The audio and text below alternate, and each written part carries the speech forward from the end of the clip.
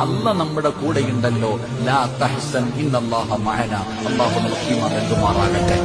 അതുകൊണ്ട് സഹോദര, മുസ്ലിമാണോ, ഈമാനുണ്ടോ, അല്ലാഹയെ വിശ്വാസമുണ്ടോ, അല്ല മതി നിനക്ക്. അല്ല നിന്റെ കൂടെയുണ്ട്.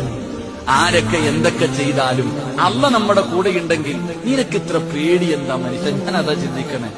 നമ്മൾ എന്തിനാ ഇങ്ങനെ പേടിക്കണേ? ജനിച്ചപ്പോ തന്നെ മയ്യത്ത് നിസ്കാരത്തിന് ബാങ്ക് വിളിക്കുവോ? മയ്യത്ത് നിസ്കാരത്തിന് ബാങ്ക് ഇഖാമത്തും വിളിക്കാറുണ്ടോ?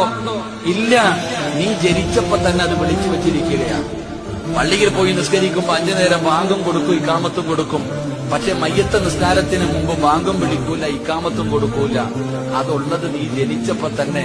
ഒരു ചെവിയിൽ ബാങ്ക്, അടുത്ത ചെവിയിൽ ഇഖാമത്ത്. കാരണം നീ മരിച്ച ഇത് വിളിക്കാൻ സമയമില്ല, കുളിപ്പിച്ചു കുടിച്ചിട്ടോണം. ഇതാ നമ്മുടെ ജീവിതം. ഇതാണ് നമ്മുടെ ജീവിതം. ഇങ്ങനെ നേർച്ചക്കോഴികളെ പോലെ നടക്കുന്ന നമുക്ക് എന്താ പേടി? അല്ലാഹു നമുക്ക് ഈമാൻ നൽകുമാറാകട്ടെ. ഇതിനാ പേടിക്കണേ? അല്ല നമ്മുടെ കൂടെയില്ലേ ചെറുപ്പക്കാരൻ? മോനെ, അല്ല കൂടെയുണ്ടെങ്കിൽ യാതൊരു ഭയവും വേണ്ട, ഒരു പേടിയും വേണ്ട.